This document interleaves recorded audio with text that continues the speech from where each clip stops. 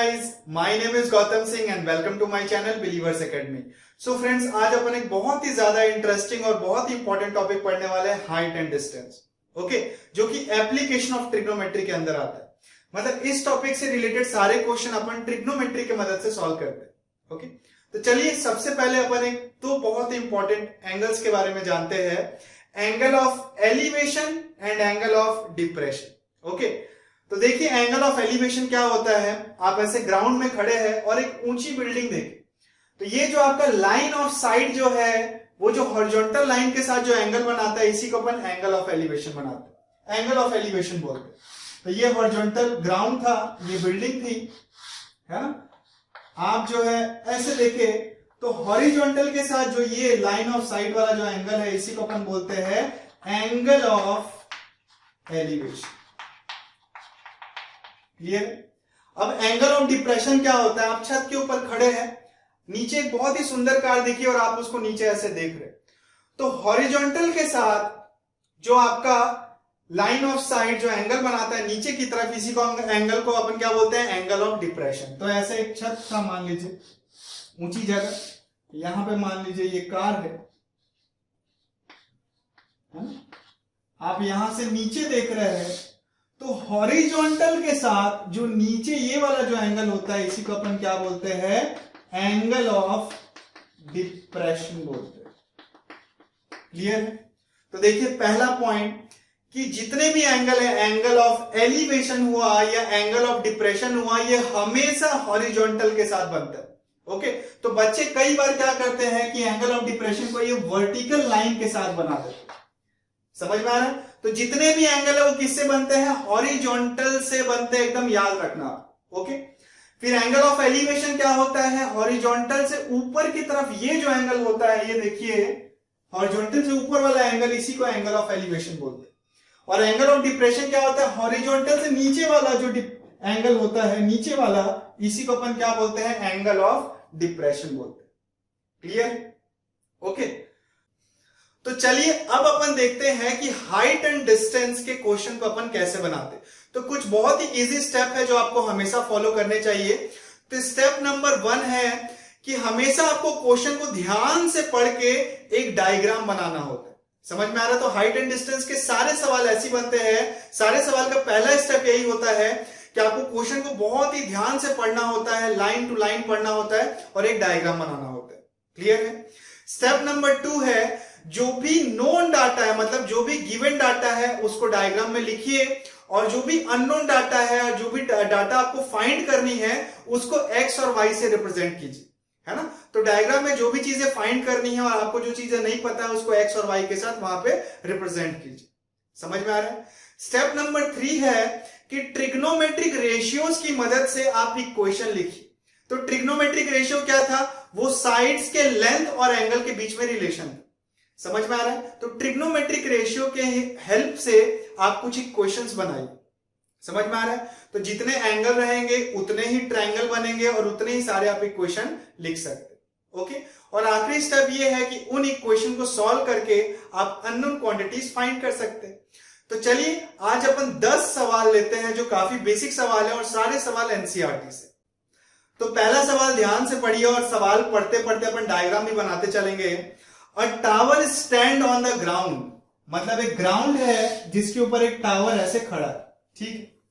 From a point on the ground which is 15 metre away from the foot of a tower, मतलब एक point है जो कि यहां से 15 मीटर दूर है ना. हर चीज दिया हुआ है. फुट ऑफ द टावर से 15 मीटर दूर है ना. The angle of elevation of the top of the tower is found to be 60 degree, मतलब इस पॉइंट से इसका जो एंगल ऑफ एलिवेशन है इस टॉप का, वो कितना एंगल है, 60 डिग्री. ठीक. Find the height of the tower. तो थोड़ा पॉइंट्स के नाम लिख दीजिए, ए बी सी. ये दिया है आपको हाइट निकालना, मतलब इसको एक्स ले लीजिए. तो स्टेप नंबर 1 हो गया. देखिए क्वेश्चन पढ़ के हमने डायग्राम बना लिया. स्टेप नंबर 2, जो भी नोन क्वांटिटीज है उसको लिख दिया और जो भी अननोन क्वांटिटीज है उसको एक्स वाई ले लिए. समझ में आ रहा है. स्टेप नंबर 3 है कि टी रेशियोज के हेल्प से अपन इक्वेशन बनाएंगे. तो देखो ना, परपेंडिकुलर अपॉन बेस को मैं क्या लिख सकता हूं, 1060. तो 1060 बराबर हो जाएगा x/50. तो tan 60 की वैल्यू क्या होती है √3, तो x की वैल्यू क्या आ गई 15√3, यही तो आपका हाइट होगा। तो हाइट ऑफ टावर 15√3, इजी। तो चलिए सेकंड क्वेश्चन देखते हैं। तो एग्जांपल नंबर 2 ध्यान से पढ़िए। A circus artist is climbing a 20 metre long rope which is tightly stretched and tied from top of a vertical pole to the ground. तो ये वर्टिकल पोल है और इसे ग्राउंड में ऐसे बांध दिया गया है, इसी पे आर्टिस्ट ऐसे चल रहा है। और रोप की लंबाई है, मतलब रोप कौन है, यही तो है रोप। तो ये रोप की लेंथ है आपकी 20 मीटर। Find the height of the pole, आपसे हाइट पूछा है निकालने के लिए, तो हाइट दिया नहीं है तो इसको अपन क्या ले लेते हैं, h ले लेते हैं। If the angle made by the rope with the ground level is 30 degree, है ना। तो स्टेप नंबर 1 हमने क्वेश्चन पढ़ के डायग्राम बना लिया, जो भी नोन क्वांटिटीज है उसको लिख दिया, जो भी अननोन क्वांटिटीज है उसको हमने कुछ वेरिएबल मान लिया। अब टी रेशियोज की मदद से इक्वेशन बनाएंगे और सॉल्व करेंगे। तो देखिए यहां क्या टी रेशियोज यूज करें, तो ये एंगल दिया है, परपेंडिकुलर दिया है और परपेंडिकुलर निकालना है, और हाइपोटेन्यूज दिया हुआ। तो मेरे को याद आ रहा है कि साइन थीटा जो होता है भाई साहब वो परपेंडिकुलर अपॉन हाइपोटेन्यूज होता है। तो यहां वही यूज कर लेंगे, साइन 30 बराबर परपेंडिकुलर है h और हाइपोटेन्यूज है 20। साइन 30 की वैल्यू हाफ 10, तो हाइट कितनी आ गई 10। समझ, बहुत इजी। तो देखिए धीरे धीरे अपन लेवल बढ़ाएंगे और नेक्स्ट वीडियो में अपन बहुत ही हार्ड क्वेश्चन करेंगे। चलिए क्वेश्चन नंबर 3 देखते हैं। तो क्वेश्चन नंबर 3 में दिया है कि an observer is 1.5 metre tall is 28.5 metre away from a chimney. तो देखिए एक ऐसा ग्राउंड होगा, इसके ऊपर एक चिमनी है और यहां पे एक ऑब्जर्वर है जो कि 1.5 मीटर टॉल है ना, और ये जो चिमनी से कितना दूरी पे है 28.5 मीटर। तो देखिए जब तक ऑब्जर्वर का हाइट नहीं दिया हो उसके हाइट को अपने को नहीं कंसीडर करना, या तो हाइट दिया हो या तो हाइट पूछा हो, जब तक तभी अपन हाइट कंसीडर करेंगे। अगर ऑब्जर्वर के बारे में कुछ बात नहीं की गई हो, मतलब ना ही उसका हाइट दिया हो ना ही उसका हाइट निकलने का बात हुआ हो, तो उस केस में अपन इसको पॉइंट ऑब्जर्वर लेते हैं। मतलब अपन मानते हैं कि ऑब्जर्वर जो है जमीन के अंदर से देख रहे हैं। क्लियर है। तो इस बार ऑब्जर्वर का हाइट दिया हुआ है। Okay, the angle of elevation of the top of the chimney from her I is 45 degree. तो देखो एंगल ऑफ एलिवेशन यहां आंख से इस पे बनाना, तो सबसे पहले अपन क्या खींचेंगे, हॉरिजॉन्टल लाइन, क्योंकि इसी से एंगल ऑफ एलिवेशन बनेगा। तो ये एंगल है आपका 45 degree.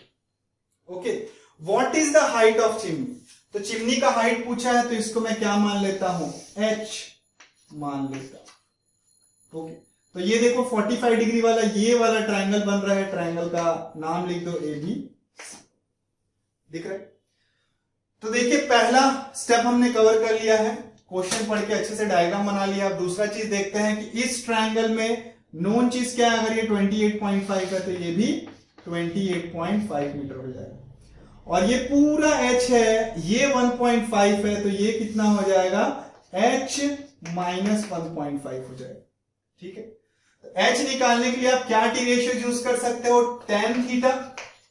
tan theta perpendicular upon base होता है, tan 45 बराबर h माइनस 1.5 बाई 28.5। tan 45 की वैल्यू 1,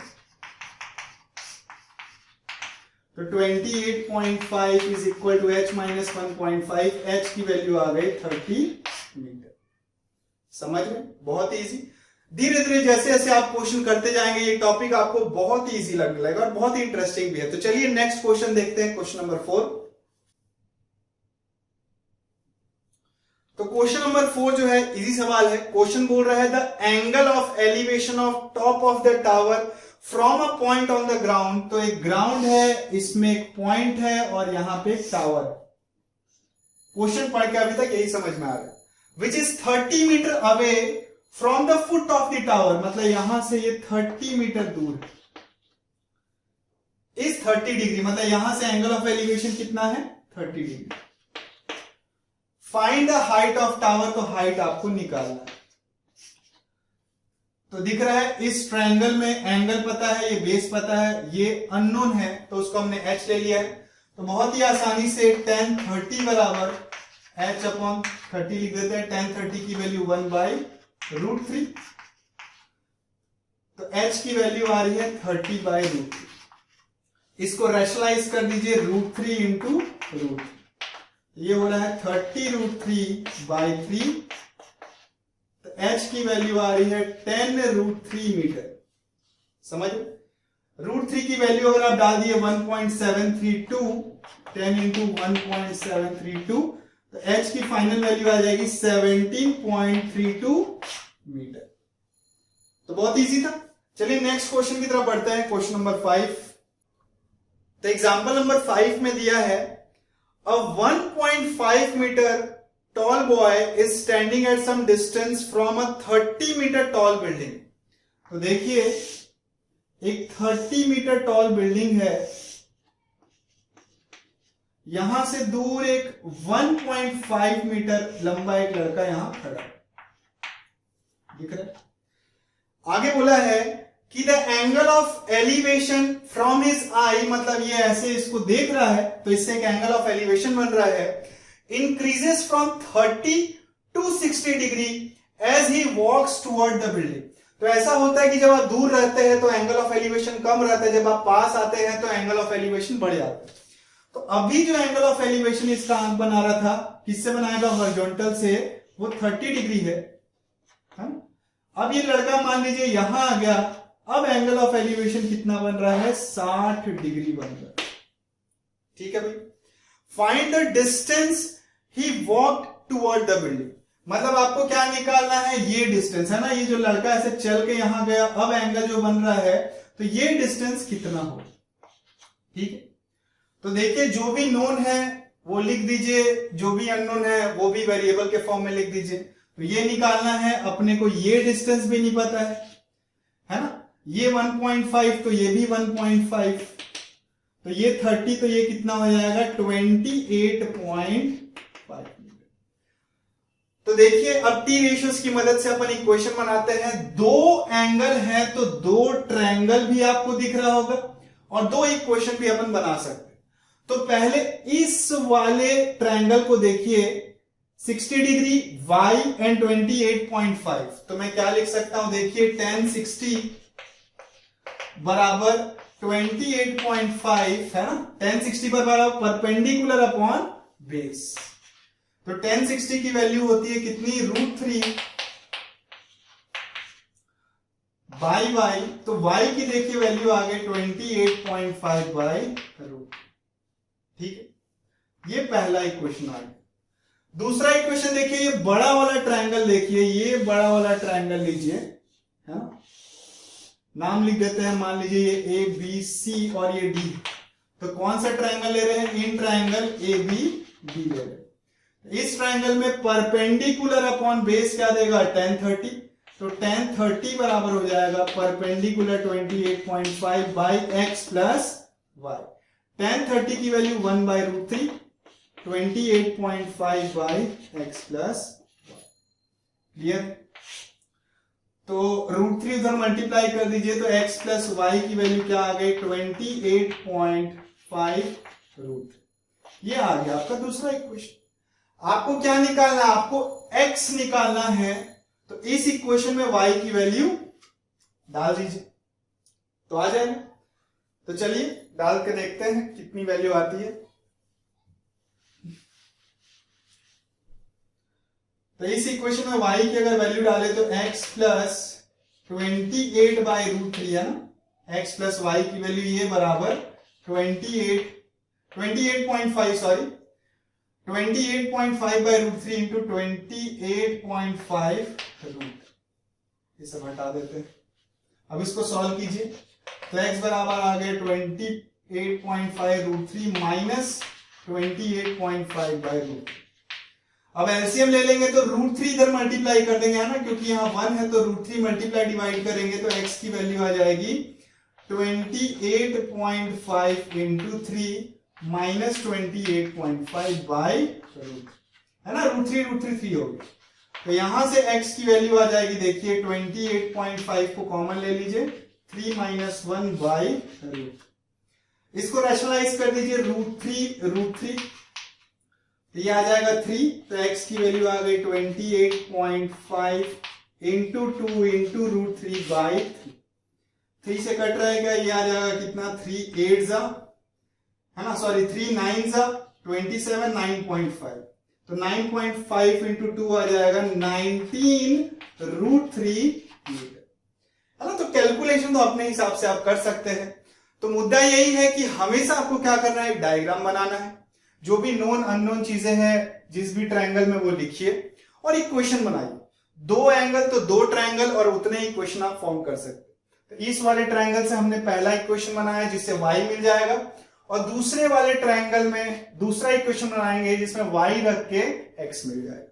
क्लियर? तो चलिए नेक्स्ट क्वेश्चन देखते हैं।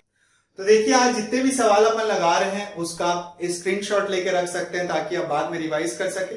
ओके, तो चलिए क्वेश्चन नंबर 6 देखते हैं। क्वेश्चन नंबर 6 बोल रहा है from a point on the ground, तो एक ग्राउंड है, कोई पॉइंट है, देखिए यहां, the angle of elevation of the bottom and top of a transmission tower fixed at the top of 20 metre high building are 45 degree and 60 degree respectively. अच्छा, तो देखिए एक बिल्डिंग है सबसे पहली बात तो, और उसकी हाइट दे रखी है 20 मीटर, और बिल्डिंग के ऊपर एक टावर है, ये देखिए बिल्डिंग के ऊपर एक ऐसा टावर है ना? इस पॉइंट से इसके टॉप का, दिख रहा ना, इसके टॉप का और इसके बॉटम का एंगल ऑफ एलिवेशन दिया हुआ है। तो इसका जो टॉप है वो कितना एंगल बना रहा है, 60 डिग्री बना रहा है, और इसका बॉटम कितना एंगल बना रहा है, 45 डिग्री बना रहा है। ठीक है भाई, find the height of tower. तो ये नहीं पता है हाइट ऑफ टावर को आप क्या ले लीजिए, x ले लीजिए, और ये भी नहीं पता तो इसको आप क्या ले लेंगे, y ले लेंगे। तो देखिए फिर से वही स्टेप, फिर से हमने क्या किया है, फिर से हमने क्वेश्चन पढ़ के डायग्राम बनाया है, और जो भी नोन वैल्यूज है उसको लिखा है, और जो अननोन वैल्यू उसको x y ले लिया। अब ध्यान से देखिए दो एंगल है 45 60, तो दो ट्रायंगल भी दिख रहे होंगे, 45 वाला ये एंड 60 वाला ये दिख रहे। इक्वेशन फॉर्म करते, तो पहला इक्वेशन 45 डिग्री से बनाइए, तो मैं लिख सकता हूं tan 45 is equal to perpendicular, ये देखिए ये 20 metre upon base y।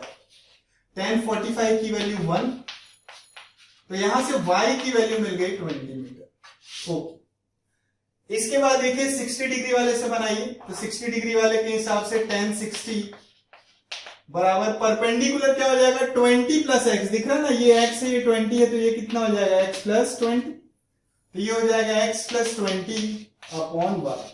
y की वैल्यू तो यहां निकाल चुके, यहां पुट कर दीजिए, tan 60 की वैल्यू √3 x प्लस 20 और y की वैल्यू आ गई 20, तो 20 √3 बराबर x प्लस 20, x की वैल्यू आ गई 20 √3 माइनस 20, तो 20 कॉमन ले लिए तो √3 माइनस 1।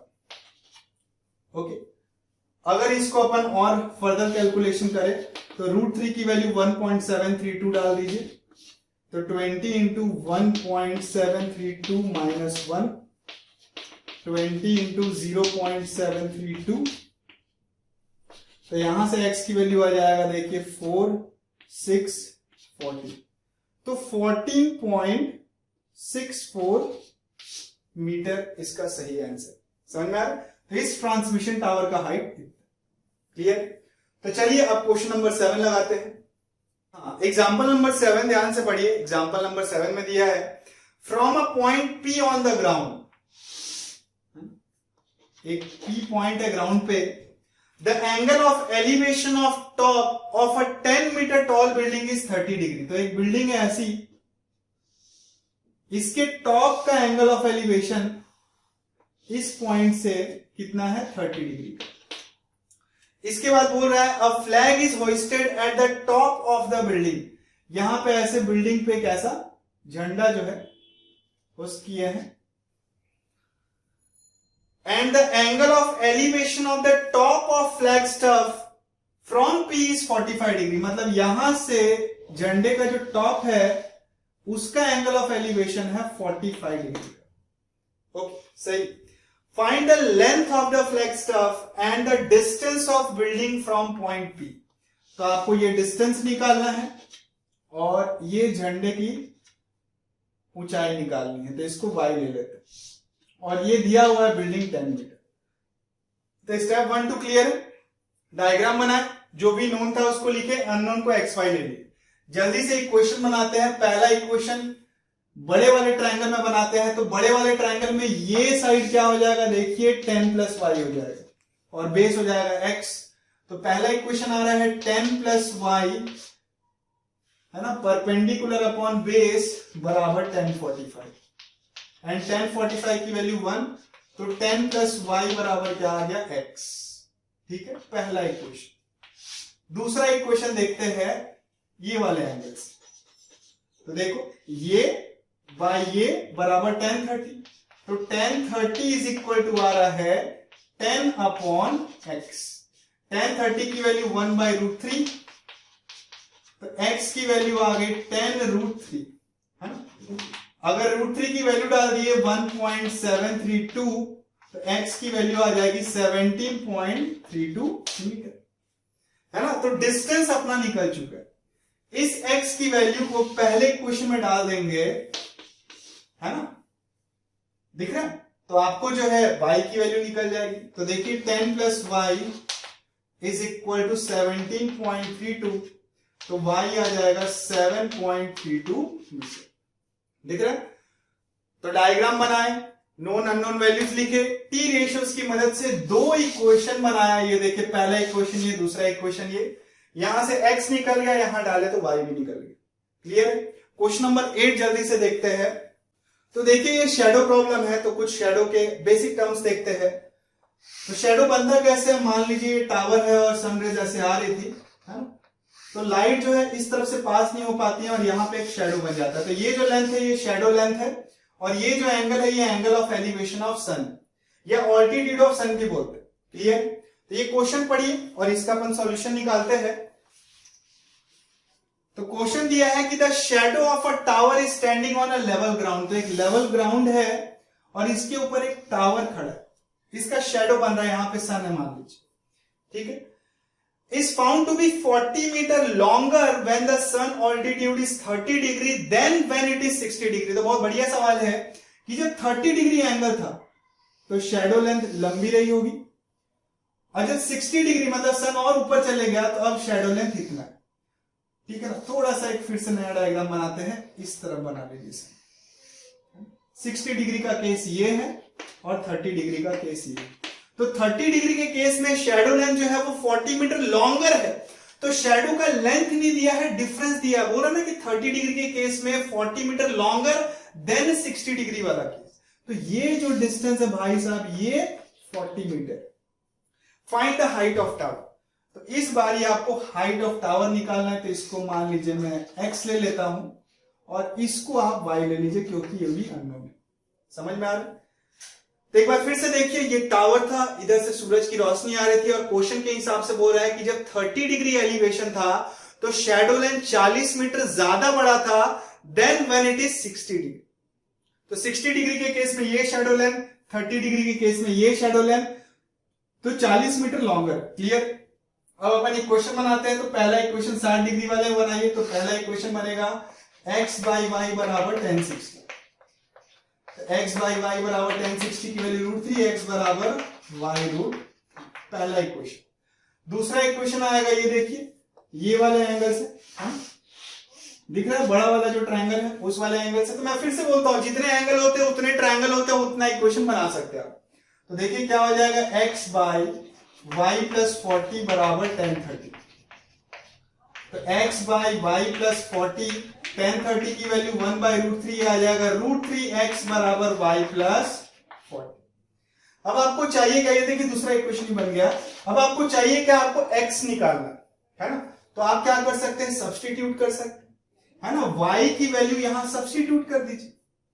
दो इक्वेशन मिले हैं, दो लीनियर इक्वेशन मिले हैं, तो यहां से y की वैल्यू क्या करेंगे, यहां सब्स्टिट्यूट कर देंगे x के टर्म में, और फिर linear equation in one variable बन जाएगा, उसको सॉल्व करने से x आ जाएगा।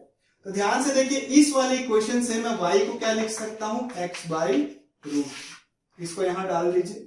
तो रूट 3x बराबर x बाई रूट 3 प्लस 4। इसको थोड़ा सॉल्व करते हैं तो ये आ जाएगा √3x minus x by √3 is equal to 40। LCM लेंगे तो √3 मल्टीप्लाई हो जाएगा, तो √3 इंटू √3 क्या हो जाएगा 3x माइनस x बाई √3 बराबर 40। तो 2x बाई √3 बराबर 40, 20 जा x की वैल्यू आ गई 20 √3 मीटर। तो हाइट ऑफ जो टावर है वो कितना हो गया है 20 √3 की वैल्यू डाल के आप डेसिमल फॉर्म में भी आंसर ला सकते हैं। क्लियर? तो बहुत ही इंपॉर्टेंट सवाल है। चलिए नेक्स्ट क्वेश्चन देखते हैं, क्वेश्चन नंबर 9। क्वेश्चन नंबर 9 दिया है कि a tree breaks due to storm and the broken part bends so that the top of the tree touches the ground making angle 30 degree with it। तो मान लीजिए ये एक ऐसा ट्री था, ये यहां से ब्रेक हो गया और ब्रेक होके ये ऐसे गिर गया। समझ में आ रही है? ये ट्री टूट के ऐसे गिर गया। तो ये जो अब ये पार्ट था वो यहां गोल घूम के यहां आ गया। उसके बाद बोल रहा है ये जो ब्रोकन पार्ट है ये ग्राउंड के साथ 30 डिग्री बना रहा है ना, 30 डिग्री बना रहा है। फिर बोला the distance between the foot of tree to the point where top touches the ground is 8 metre. मतलब यहां से ये डिस्टेंस है 8 metre. Find the height of tree. तो हाइट ऑफ ट्री क्या हो जाएगा, ये लेंथ प्लस ये लेंथ, क्योंकि यही लेंथ ऊपर खड़ा था, तो ये लेंथ प्लस ये लेंथ आपको निकालना पड़ेगा। तो ये x ले लीजिए, इसको y ले लीजिए, दिख रहा है? तो x कैसे निकाल सकते हैं? देखिए x बाई 8 को मैं क्या लिख सकता हूं, tan 30। ये आ जाएगा x बाई 8 बराबर 1 बाई √3। x की वैल्यू आ गई 8 बाई √3 मीटर। y कैसे निकाल सकते हैं? देखिए बेस पता है, हाइपोटेन्यूज निकालना है, तो cos 30 है ना, cos 30 बराबर 8 बाई y, और cos 30 की वैल्यू क्या होती है √3 बाई 2। तो y की वैल्यू हो जाएगी देखिए 16 बाई √। ठीक है? तो हाइट ऑफ ट्री क्या हो जाएगा, ये लेंथ प्लस ये लेंथ, तो ये हो जाएगा 8 बाई √3 प्लस 16 बाई √3, ये आ जाएगा 24 बाई √3। इसको रैशनलाइज कर दीजिए √3 बाई √3, तो ये हो जाएगा 24 √3 बाई 3, 3 8। तो आंसर आ रहा है 8 √3 मीटर। क्लियर? तो अगेन काफी अच्छा सवाल, थोड़ा डिफरेंट सवाल था। तो चलिए आज का अपन लास्ट सवाल करते हैं, क्वेश्चन नंबर 10। तो क्वेश्चन नंबर 10 पढ़िए, बहुत ही अच्छा सवाल है। The angle of depression of top and bottom of an 8 metre tall building from the top of multi storeyed building are 30 and 40 degree, 30 and 45 degree sorry. तो एक ऐसा ग्राउंड है ना, और उसके बाद एक मल्टी स्टोरी बिल्डिंग है काफी ऊंची। यहां से जो है एक छोटी बिल्डिंग है 8 मीटर की, है ना, इससे इसके टॉप का एंगल ऑफ डिप्रेशन अगेन किससे बनेगा, हॉरिजॉन्टल से बनेगा। तो इससे इसका टॉप का डिप्रेशन एंड बॉटम का डिप्रेशन दिया हुआ है 30 एंड 45 डिग्री। तो ये 30 डिग्री हो गया और ये कितना हो गया 45 डिग्री हो गया। उसके बाद बोल रहा है कि फाइंड द हाइट ऑफ, इसका हाइट निकालना है, इसको अपन x ले लेते हैं, and distance between the two building, तो इसको अपन y ले लेते हैं। ठीक, तो अब देखिए आपको तो ट्रायंगल नहीं दिख रहा है, तो ध्यान से देखिए, अगर मैं यहां पे एक हॉरिजॉन्टल लाइन खींच दूं, तो अगर ये 30 डिग्री होगा तो ये एंगल भी क्या होगा 30 डिग्री, है ना, ऑल्टरनेट इंटीरियर एंगल्स। अगर ये 30 डिग्री होगा तो ये एंगल 30 डिग्री होगा, माय मिस्टेक, और ये 45 है तो ये एंगल क्या हो जाएगा 45। अब आपको दो ट्रायंगल दिख रहा होगा A B C and A D E, दिख रहा है। तो अब आप ध्यान से देखिए कि ये ट्रायंगल दिखने लगा और ये दूसरा बड़ा ट्रायंगल दिखने लगा। क्लियर? अब इन ट्रायंगल में सारी क्वांटिटी देखते हैं, तो ये y है तो इसका बेस भी क्या हो जाएगा y हो जाएगा। ये 8 है, ये पूरा x है, तो ये कितना हो जाएगा x माइनस 8 हो जाएगा। छोटे वाले ट्रायंगल में ये पता है, ये पता है। इसके बाद ये कितना है x है और ये कितना है y। चलिए अब अपन इक्वेशन फॉर्म करते हैं टी रेशियो से। तो पहले बड़े ट्रायंगल, इन ट्रायंगल ADE, क्या लिख सकते देखिए x बाई y बराबर 1045। 1045 1 होता है तो x बराबर क्या आ गया y, पहला इक्वेशन। दूसरा इक्वेशन क्या बनेगा देखिए, x माइनस 8 ये बाई y बराबर 1030। तो यहां से आ जाएगा x 1030 की वैल्यू 1/रूट। ये आ रहा है देखिए x माइनस 8 बराबर y बाई रूट। ये आ गया दूसरा इक्वेशन। अब ये दोनों इक्वेशन को सॉल्व कर लेंगे। तो देखिए पहले इक्वेशन से अपने को पता है कि x की वैल्यू y के इक्वल है, तो यहाँ पे x के जगह आप क्या सब्स्टिट्यूट कर देंगे, y सब्स्टिट्यूट कर देंगे। तो x के जगह लिख देंगे y माइनस 8 बराबर y बाई रूट। ये आ जाएगा y minus y by root 3 बराबर 8।